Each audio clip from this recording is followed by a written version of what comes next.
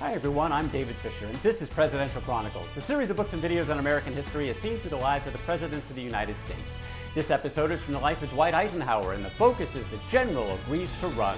The year is 1951. Ike is serving as the Supreme Commander in NATO. He's also on leave as the president of Columbia University, but it's a different kind of president that people were starting to talk about Dwight Eisenhower. With a presidential election year for President of the United States upcoming, his name was certainly in the mix, even though he hadn't even declared yet whether he was a Democrat or a Republican. He had totally gotten rid of politics when his name was brought up back in 1948, but his supporters were thinking maybe he would run here in 52. In fact, Tom Dewey, who had been the Republican standard bearer in both 44 and 48, had thrown Ike's name into the mix very early into this cycle, and now General Lucius Clay was also getting on board to try to get Ike to run. Clay had served as Ike's deputy in the last year of World War II. He went on to become the military governor of Germany after the war, oversaw the Berlin airlift, and he went to see Ike in November of 1951. And he said, "Look, Ike, it's time to run. The people want you, the party wants you, and we really got to watch out for the candidate. If it's not you, it's going to be Robert Taft, the senator from Ohio,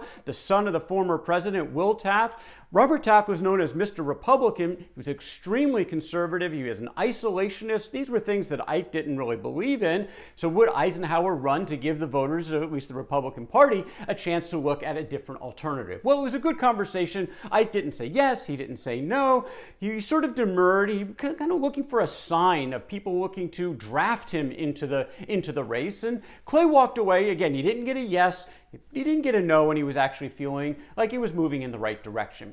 Well, the clock was ticking. The first primary in New Hampshire was coming up pretty soon, and so there were others that were now helping out, including Senator Henry Cabot Lodge Jr., also attorney Herbert Brownell, and Clay and Dewey, and they're talking, what are we going to do about these primaries? So Lodge said, look, I'm entering him into the Republican primary in New Hampshire anyway, we'll see what happens. So that's what happened. He was entered, and all of a sudden reporters besieged Ike in Europe, and he said, look, are you running for president? And he said, under no circumstances will I ask for relief from this assignment. In order to seek nomination for political office, I shall not participate in pre-convention activities. Again, it wasn't a yes, but it wasn't a firm no.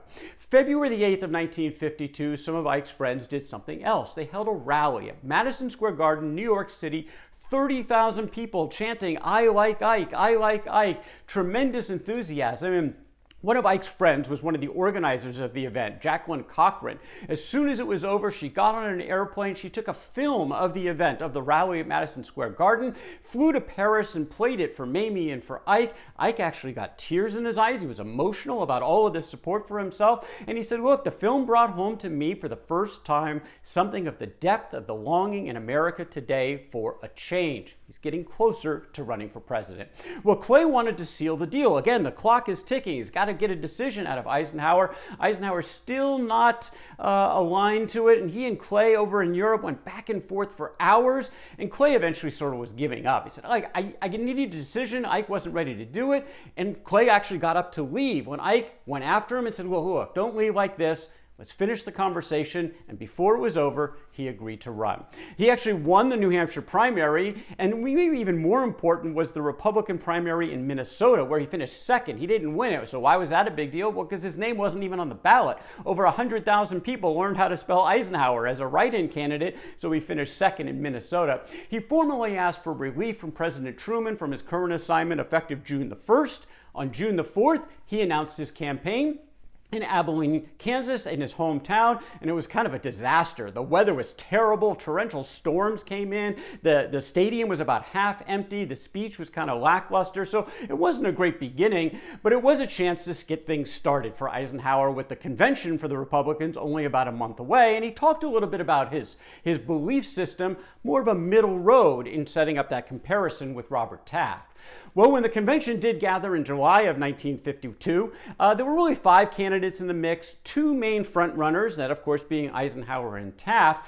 It was a key element procedurally where Eisenhower's supporters worked with the Credentials Committee to make sure any disputed delegates that were supporting Eisenhower were seated, and he was successful in that, so it was a good start for the convention. When it came time for the ballot, you needed 605 votes to get the Republican nomination, and after the first ballot ended, he had 595, just 10 votes short. Taft wasn't that far behind. He had 500 votes because it was really a two-person race. But before they could even get to a second ballot, the Minnesota delegation raised its hand, caught the attention of the chair, switched 20 votes from Taft over to Eisenhower, put him over the top. He's now the Republican nominee. The next question was, who's going to be the vice president? And it was Governor Dewey who actually suggested Richard Nixon. Nixon was a senator from California. He was younger, so he's from the West Coast. This is going to be good balance. He's been very good in the Senate against communism, which was an important element at the time. He was a professional politician. He had served in the war, so he's a veteran.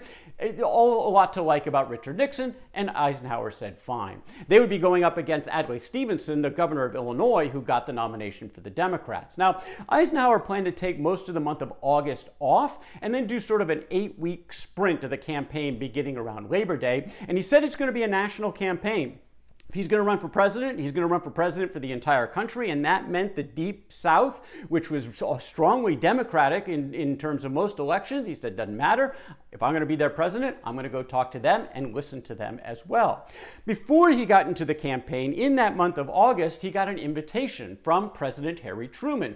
Truman invited both Stevenson, the Democratic candidate, and Eisenhower, the Republican, to come in separate visits to the White House, get briefings from the cabinet on the major issues of the day, and Dwight Eisenhower turned down his president. He wrote, "It is my duty to remain free to analyze publicly the policies and acts of the present administration whenever it appears to me to be proper and in the country's interest." Truman was livid. He was the current president. He kind of expected people who would respond to his outreach, and Truman wrote back, "I'm extremely sorry that you have allowed a bunch of screwballs to come between us. You have made a bad mistake. I'm hoping it won't injure this great republic." Their relationship was strained. It was going to get worse. So what did Ike believe in terms of his ideology? Something he called his middle way. What did he mean by that? The conclusion is that weak government favors the predatory. Too strong a government, dictatorship, regiments us all. In the mid-ground between the two extremes of complete laissez-faire and governmental control is found that condition which best satisfies the aspirations of man as a spiritual and intellectual as well as a material being. To attain that mid-ground or practical balance is difficult, but it is ever-continuing problem of free men. That's where he stood. Ideologically, he put it this way: he's conservative where money is concerned, but liberal so far as human beings are concerned. Part of the middle way. Well, there were some bumps in the road for the Eisenhower campaign as they were really sort of attacking the Truman administration on topics of corruption. They were soft on communism, according to the campaign, particularly Nixon talking about that. Also, the Korean War was very unpopular in the United States at the time, so attacking the Truman administration about that. But there were some attacks that came after Eisenhower and Nixon, beginning with Nixon. There was a headline that Nixon had a slush fund, that his donors had given him some extra money to pay for expenses. And he said, look, this is all legal. Other people do this. Why are you making a big deal about this? But the more he pushed back, the more the reporters dug in. They got in headlines and started to dominate the entire campaign. And Ike was pretty concerned about this. He said to his colleagues that of what avail is it for us to carry on this crusade against this business of what has been going on in Washington if we ourselves aren't as clean as a hound's tooth? Well, the issue was not dying. So what were they going to do? Was Ike going to even keep Nixon on the ticket? Well, he was kind of waffling on that topic while Nixon was out defending himself. Look, I'm going to go on national television. I'm going to tell my story. Well, on the day that he was going to do his broadcast, Ike finally made his decision. He kind of wanted Nixon out. At the end of his speech on television, he wanted Nixon to say that he was going to leave the decision up to Eisenhower. He was willing to step down, and that Ike, after the televised broadcast, would actually accept that, and Nixon would be off the ticket. And he asked Governor Dewey to tell Nixon that this is what he was expecting to happen. And Nixon said, that's not what I'm going to do. 60 million people tuned in to see what Nixon was going to say, including Eisenhower, Dewey, and the rest of the Republicans, because they weren't really sure what he was going to say either. His conclusion, this is Nixon, let me say this: I don't believe I ought to quit because I'm not a quitter. I am submitting to the Republican National Committee tonight through this television broadcast the decision which is theirs to make on whether to keep him on the ticket. Well, Ike was furious. He wanted that decision in his hands, and he also expected people to kind of follow his direction, so he wasn't happy with Nixon at all. And because the old guard of the Republican Party were the ones that were actually Nixon's closest friends. They were his buddies. They were very likely to keep him on the ticket. And Eisenhower thought that sort of the whole thing had gotten away from him. But the fact is that the speech was popular. Nixon got through. It was an emotional address. And most of the people in America, certainly the Republicans, actually rallied around Nixon. And so Ike decided to do the same. He asked him to come see him the next day. They met in West Virginia. He said, "Nixon, you're on the ticket. Don't worry about it. This thing is done." But it was certainly a big bump in the road for a brief period of time. And the relationship between Eisenhower and Nixon never really got all that great going forward.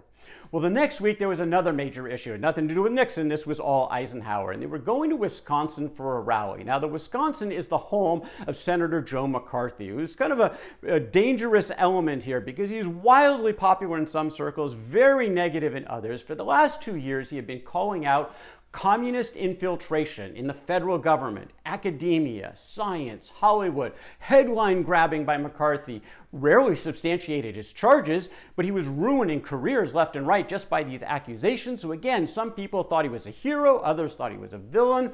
He had a lot of his venom was directed at some of the government leaders in the Truman administration, including Truman's Secretary of State, Dean Acheson, and his relatively new Secretary of Defense, General George Marshall, the man who had been Army Chief of Staff during the war that Ike had worked for. Well, Ike was disgusted by McCarthy's methods. He believed in this notion of making sure subversives were not anywhere within the government, but he didn't care for the approach that McCarthy used. But he also knew, as a politician, he's new to this, got to be a little careful because in Wisconsin, McCarthy is very popular. He had a huge following. So when he agreed to do this rally, he also insisted on adding a drop-in. He was going to make a brief statement with McCarthy sitting there on the stand with him, that he supported General Marshall. The drop-in wrote like this: "I know that charges of disloyalty have in the past been leveled at General George C. Marshall.